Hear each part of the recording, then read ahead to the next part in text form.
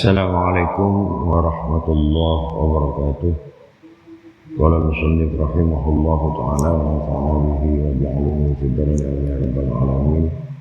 Qala rabbi shrah li sadri wa yassir li amri wa hlul 'uqdatam min lisani yafqahu qawli. Qala la ilma lana illa ma 'allamtana innaka antal alimul hakim wa tub 'alaina innaka antat tawwabur rahim. Hadratul Karamin, Sina para alim, para ulama, bapak-bapak, ibu-ibu, terkhusus jemaah Masjid Agung Al-Ikhlas yang dimuliakan Allah. Alhamdulillah, puji syukur kepada Allah malam hari ini kita masih diberi nikmat sempat dan sehat sehingga dapat bersama-sama melaksanakan kewajiban kita kepada Allah Subhanahu wa taala, yaitu melaksanakan salat berjemaah di masjid yang kita cintai ini. Selawat dan salam semoga tetap terlimpah curahkan terhadap junjungan kita Nabi Sallallahu Alaihi Muhammad Rasulullah Sallallahu Alaihi Wasallam. Bapak-bapak sekalian yang dimuliakan Allah, kita melanjutkan pembahasan kitab Daqaiqul Akhbar bab 28 yang belum tuntas pembahasannya. Kemarin kita telah sampai pada pembahasan tentang ayat ya laitani kuntu turaba, dan itu merupakan tafsir dari seluruh makhluk hidup selain jin dan manusia itu akan dihancurkan oleh Allah dan dikembalikan kepada asalnya, yaitu kembali kepada tanah. Namun ternyata dari makhluk itu, dari binatang-binatang yang telah dihancurkan Allah nanti pada hari kiamat kembali ke tanah itu, ternyata ada beberapa hewan yang justru oleh Allah tidak dihancurkan tapi dimasukkan ke dalam surga Allah Subhanahu wa taala bersama jin manusia yang masuk ke surga Allah. Qala Muqatilun, berkata siapa Imam Muqatil, asyrun min hayawanatin, dari hewan-hewan, tadkhulul jannata, itu masuk ke dalam surga. Siapa hewan-hewan yang 10 itu? Pertama adalah naqatu sholihin, yaitu ontanya Nabi Soleh. Onta Nabi Soleh ini keluarnya dari batu. Wa ijlu Ibrahim, yang kedua adalah anak sapinya Nabi Ibrahim. Wa kabsyu Ismail, yang ketiga adalah kambing kibasnya Nabi Ismail. Wa baqaratu Musa, yang keempat adalah sapi betinanya Nabi Musa. Itu ceritanya ada di surat Al-Baqarah. Wa hutu Yunus, yaitu ikan non atau ikan pausnya Nabi Yunus, ikan yang menelan Nabi Yunus selama 40 hari 40 malam yang kemudian diantarkan ke pinggiran pantai. Yang keenam, muhimaruh Uzair, yaitu himarnya Uzair. Yang ketujuh, wanamlatu Sulaiman, yaitu semutnya Nabi Sulaiman. 8, wahudhudu Bilqis, yaitu burung hudhudnya Bilqis, ratu yang dari bangsa jin yang pada akhirnya menjadi istri Nabi Sulaiman, yaitu ratu di negeri Sabah. Selanjutnya wanaqatu Muhammadin alaihi salam, yaitu ontanya Nabi Muhammad sallallahu alaihi wasallam. Dan yang terakhir adalah wa kalbu ashabil kahfi, yaitu anjingnya ashabul kahfi. Jadi ini 10. 1 itu ternyata binatang yang najis, yang haram. 9-nya itu binatang halal, 1 binatang najis, yaitu anjingnya ashabul kahfi. Yasiruhullahu ta'ala fi suratil kabsyi, tetapi ketika masuk surga nanti anjingnya ashabul kahfi ini dia tidak berupa anjing lagi, tapi oleh Allah bentuknya dirubah menjadi seperti kibas, seperti kambing kibas. Wa yadkhuluhul jannata, Dan anjing Ashabul Kahfi ini termasuk calon penghuni surga. Nah, ini sebagai peringatan ke kita. Ala taro, apakah kamu tidak bisa mengambil pelajaran? Maksudnya apa? Maksudnya anjing saja, karena dia senang berjuang berjihad di agama Allah, ikut orang soleh, bisa masuk surga. Apalagi kita manusia. Maksudnya begini. Annal kalba dakhalal jannata fi wastil ahibba. Anjing saja itu bisa masuk surga dan berada di tengah-tengah orang yang dicintai oleh Allah Subhanahu wa taala. Tentu kalau anjing saja bisa seperti itu, kalau kita rajin beribadah, suka kepada orang-orang yang baik, apalagi kita. Falam yatrudal asi wa huwa fi kahfi tauhidi mundu khamsina sanatan ay farada min rahmatihi. Perbandingannya ada kisah seorang abid, seorang hamba Allah. Dia ini 50 tahun tak pernah melakukan dosa. Awalnya dia ahli maksiat, tapi kemudian dia sadar 50 tahun dia ibadah kepada Allah, tapi rupanya salah niat. Dia beribadah kepada Allah itu tujuannya agar Allah memasukkan dia ke surga. Jadi ibadahnya itu akan dihargakan untuk membeli surga Allah. Yang pada akhirnya apa?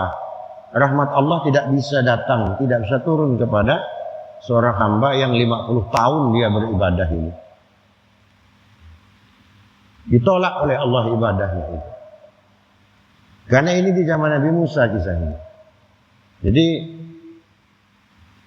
dia beribadah karena 50 tahun ibadah tak pernah melakukan dosa. Allah berkenan mempertemukan dia dengan malaikat. Terus ngomong si abid ini, coba tanyakan olehmu kepada Allah. Aku udah 50 tahun tak pernah melakukan dosa, ibadah terus siang malam. Tanyakan, aku ini yang pantasnya surga keberapa? Saya tanya itu. Dilaporkan oleh malaikat kepada Allah. Akhirnya apa kata Allah? Malaikat bilang kepada abid itu bahwa dia ini bukan masuk surga tapi masuk neraka. Kenapa? Karena yang dikejar itu bukan kasih sayang Allah. Dia beribadah itu pamrih. Karena yang terpenting itu kita itu ibadah itu adalah bagaimana kita mendapat kasih sayang Allah Subhanahu wa taala. Yang pada akhirnya karena sudah diponis oleh Allah dia masuk neraka, kata malaikat, kamu ini hanya mikirkan dirimu sendiri. Kamu menghargai surga Allah dengan ibadahmu yang 50 tahun. Tanpa kamu mengharapkan rahmat Allah, tanpa kamu punya rasa kasih sayang kepada sesama. Apakah anak istrimu kau pikirkan? Tetangga-tetanggamu kau pikirkan? Kamu sibuk beribadah saja.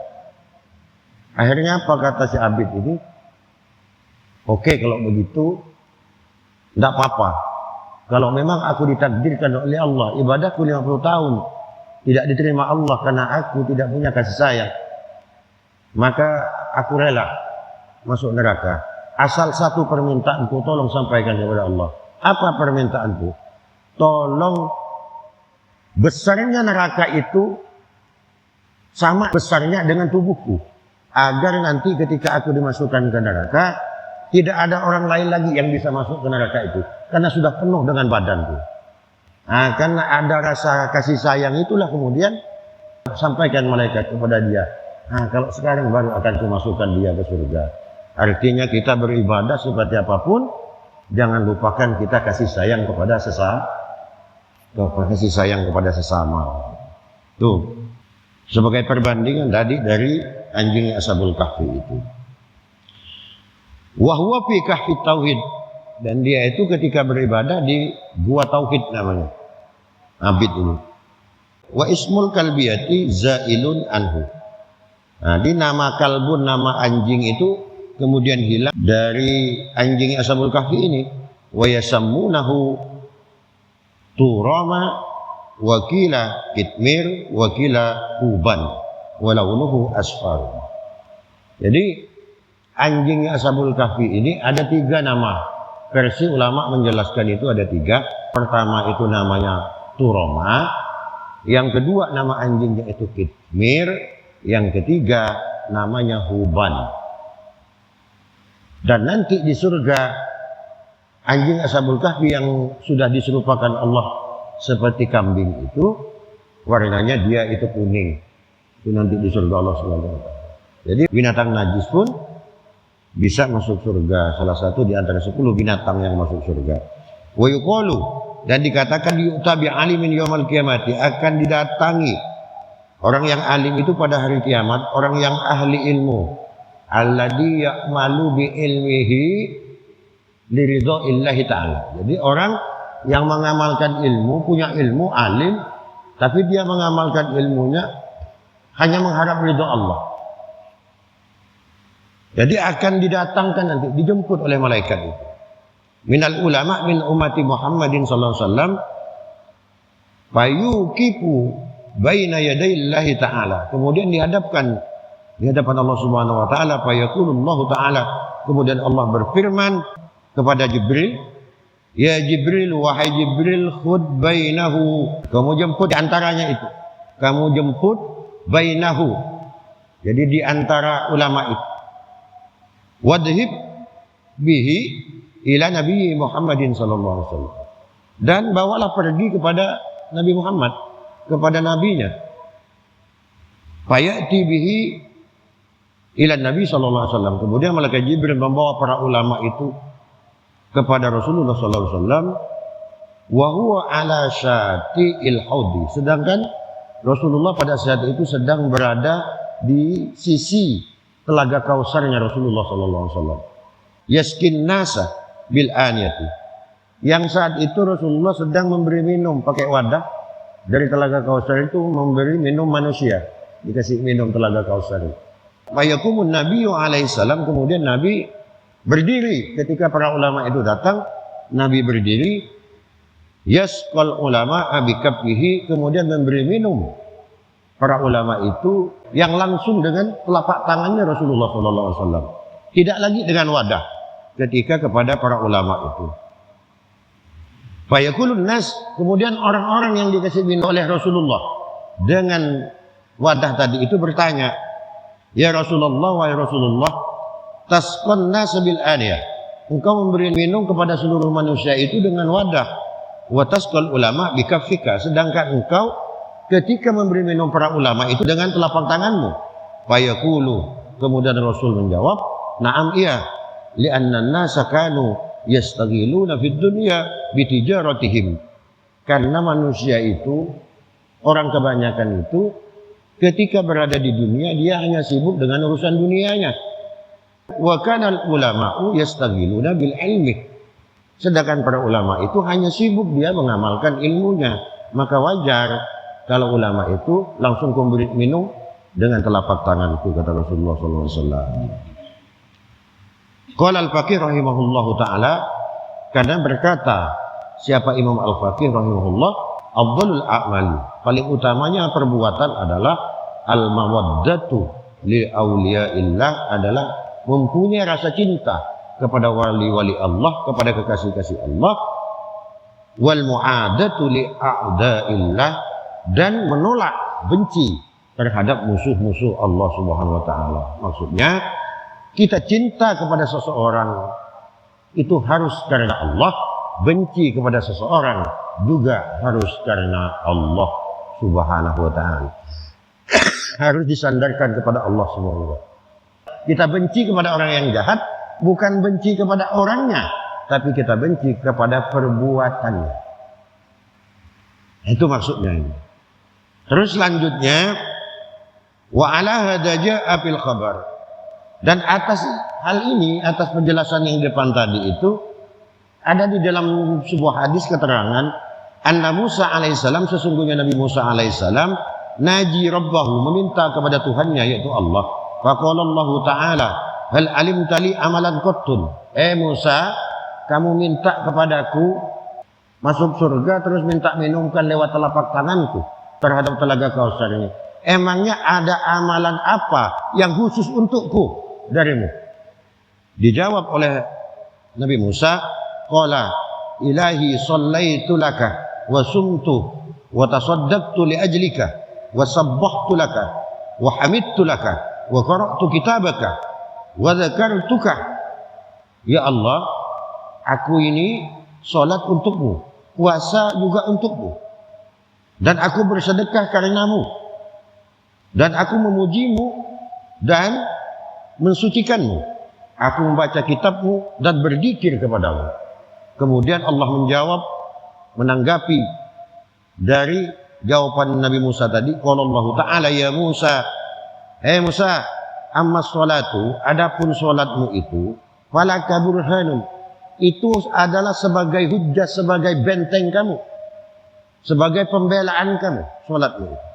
Wa amma shaumu, dan adapun puasa, fahuwa laka junnatun, puasamu adalah sebagai penyelamat kamu dari neraka. Was-shadaqatu laka dillun, sedangkan sedekahmu itu adalah sebagai naunganmu nanti di padang mahsyar. Wat tasbihu asjarun fil jannah, sedangkan pembacaan tasbih, pensucian kamu kepadaku, kata Allah, adalah akan menjadi pohon-pohon nanti di surga. Wa amma qiraatu kitabi falaka kusurun, sedangkan kau yang membaca kitabku itu akan menjadi gedung-gedung di istana di surga. Wa hurun, dan menjadi bidadari.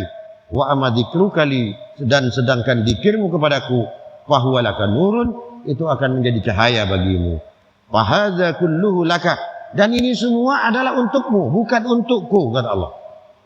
Ya Musa, fa ayyu amalin amiltali, amalan apa yang khusus untukku? Amalan apa itu? Ditanya oleh Allah itu. Qala Musa, kemudian Musa berkata, ilahi dallani ala amalin huwalak. Tunjukkanlah kepadaku amalan apa itu yang memang amalan itu khusus untukmu. Kemudian Allah berfirman, ya Musa, hal wallaita li waliyan qattun, apakah engkau mempunyai seorang kekasih satu saja? Seorang wali, kekasih yang engkau kasihi satu saja. Wa hal adaita li aduwan qattun, dan apakah engkau membenci seseorang yang jahat, yang juga kau lakukan itu, kebencianmu itu karena aku juga. Kemudian fa'alima Musa, maka kemudian Nabi Musa itu paham, anna afdhalal a'mal al-hubbu lillah wal bughdu lillah. Sesungguhnya amalan yang paling baik itu adalah ketika kita itu cinta kepada seseorang itu karena Allah, dan benci kepada seseorang juga karena Allah Subhanahu wa taala. Dan ini yang bisa menjadikan kita mendapat dari rahmat Allah Subhanahu wa taala. Jadi puasa kita, sedekah kita, tasbih kita, zikir kita, itu untuk kita, bukan untuk Allah. Tapi yang untuk Allah adalah ketika kita cinta kepada orang yang dicintai Allah, dan kita benci kepada orang yang dibenci Allah Subhanahu wa ta'ala.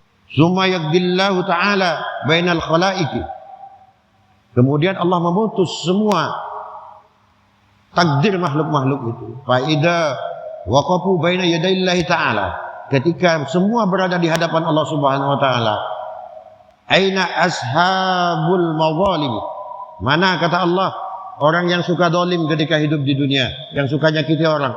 Fayataqaddam rajulani, kemudian dua orang maju di hadapan Allah. Fayu'khadu min hasanatil zalimi, kemudian dua orang ini, satu nih orang yang didolimi, satu yang mendolimi. Apa yang terjadi? Ternyata amalnya orang yang mendolimi ketika di dunia itu diambil, amal baiknya dikasihkan ke orang yang didolimi. Orang yang dolim itu ketika di dunia, ternyata di akhirat nanti kebaikan-kebaikannya diambil, dipindahkan ke orang yang didolimi, kepada orang yang disakiti itu. Fatadfa'u ila madlumihi yauma la dinarun wala dirhamun, sampai amal orang yang dolim ini habis. Banyak yang nagih ternyata di akhirat itu. Itulah yang kata Rasulullah disebut dengan orang muflis, orang bangkrut. Hidup di dunia, pahala sholatnya banyak, pahala puasanya banyak, pahala sedekahnya banyak, pokoknya ibadahnya banyak. Tapi ketika di akhirat ternyata dia bangkrut. Kenapa? Karena banyak yang nagih hutang, yang pernah ditempeleng, yang pernah dihina, yang pernah disakiti, yang pernah didolimi, nagih semua ke dia ini. Akhirnya amal baiknya habis. Ketika amal baiknya habis, apa kata Allah? Dosanya orang yang didolimi itu kasihkan ke dia. Akhirnya yang awalnya amal banyak, malah dosa yang numpuk ke dia ini. Inilah yang disebut orang bangkrut, kata Rasulullah SAW. Maka sekecil apapun, faman ya'mal mithqala dzarratin khairan yarah, wa man ya'mal mithqala dzarratin syarran yarah. Perbuatan baik sekecil apapun akan dibalas baik oleh Allah. Perbuatan jahat sekecil apapun juga akan dibalas jahat oleh Allah Subhanahu wa ta'ala. Ini bahayanya kita, Pak, menyakiti orang lain. Jadi hatta la yabqa lahu hasanatun fa yukhadhu min sayyi'atihil madlum fa turaddu ilaihi. Jadi dikembalikan. Jadi diambil dosa orang yang didolimi itu dikasihkan kepada orang yang dolim tadi sampai habis. Fa idza faragat hasanatuhu qila irji ila ummika al-hawiyah. Ketika amal baiknya sudah habis orang yang dolim tadi itu, kemudian kembali kamu, kata Allah, kembali ke neraka hawiyah, kembali ke ibumu, yaitu neraka hawiyah. Jadi masuknya akhirnya ke neraka juga, meskipun ahli ibadah, karena di dunia suka nyakiti orang lain. Fa innahu la dzulmal yaum, karena hari ini kata Allah tidak ada kedoliman itu. Innallaha syari'ul hisab, sesungguhnya Allah itu cepat di dalam melakukan perhitungan, yakni sari'ul mu'ajazah, yaitu Allah cepat di dalam membalas dari perbuatan manusia. Wala hada jaa fil khabar, dan atas hal ini pula ada keterangan di dalam sebuah hadis, auhallahu ta'ala ila Musa alaihissalam, Allah memberi wahyu kepada Nabi Musa alaihissalam, kulli qaumika, katakan kepada umatmu Musa, in fa'alu khoslatan wahidatan, ketika umatmu melakukan satu perbuatan ini, ada khalahumullahul jannata, maka Allah akan memasukkannya ke surga.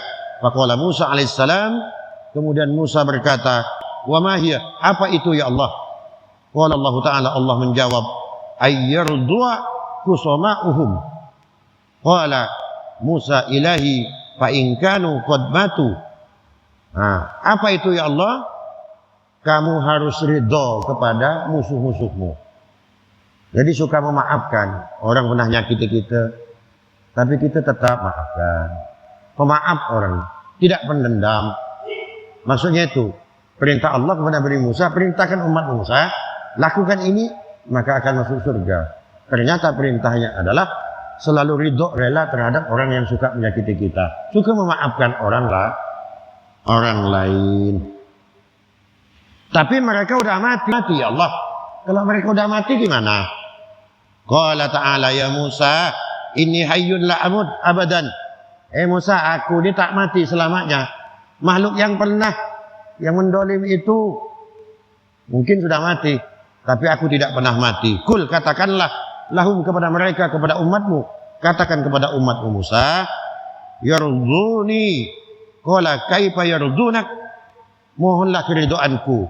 Bagaimana caranya ya Allah untuk mendapatkan keridhaanmu? Qala ta'ala bi arba'ati asya. Kemudian Allah menjelaskan kepada Nabi Musa, untuk mendapatkan keridhaan Allah itu, kata Allah, dengan 4 cara. Ada 4 cara. Yang pertama, binadamatil qalbi, yaitu dengan penyesalan hati. Kalau kita melakukan dosa, menyesal, nadamatil qalbi. Yang kedua, wal istighfar bil lisan. Jadi lisan digunakan selalu untuk istighfar kepada Allah. Astaghfirullahaladzim min kulli dzambin wa atubu ilaih. Coba. Disuruh banyak baca istighfar. Terus yang ketiga, wa dumu'ul ain. Matanya selalu menetes minta ampun kepada Allah. Jadi kalau kita punya dosa kepada orang udah meninggal nih. Kita pernah dolim ke orang, sedangkan orang udah meninggal. Mau minta maaf ke siapa, Pak? Caranya 4 perkara ini lakukan. Jadi hati kita nyesal, udah mendolimi dia, Yang kedua, kita perbanyak istighfar. Yang ketiga, sering-sering neteskan air mata. Artinya bertobat kepada Allah. Dan yang keempat, wa khidmatul jawarih, yaitu merendahkan diri dengan anggota badan ini. Jangan sombong, akhlak. Jadi 4 perkara ini cara kita menebus dosa kita kepada orang yang sudah kita sakiti, sementara orang yang sudah kita sakiti itu telah tidak ada lagi di dunia ini. Jadi ini Bapak-bapak sekalian yang dimuliakan Allah, bab ke-28 yang menjelaskan tentang panasnya hari kiamat ini telah selesai. Insyaallah nanti kita akan masuk kepada bab 29 menjelaskan tentang qurbil jannati, dekatnya surga itu kepada umat ini. Demikian yang dapat saya sampaikan, kurang lebihnya saya minta maaf. Jika ada yang benar itu semata dari Allah, jika ada yang salah itu semata dari kebodohan saya akhiri. Allah yuwaffiquna wa yarda, wallahu muwaffiq ila aqwamit thoriq. Wassalamualaikum warahmatullahi wabarakatuh.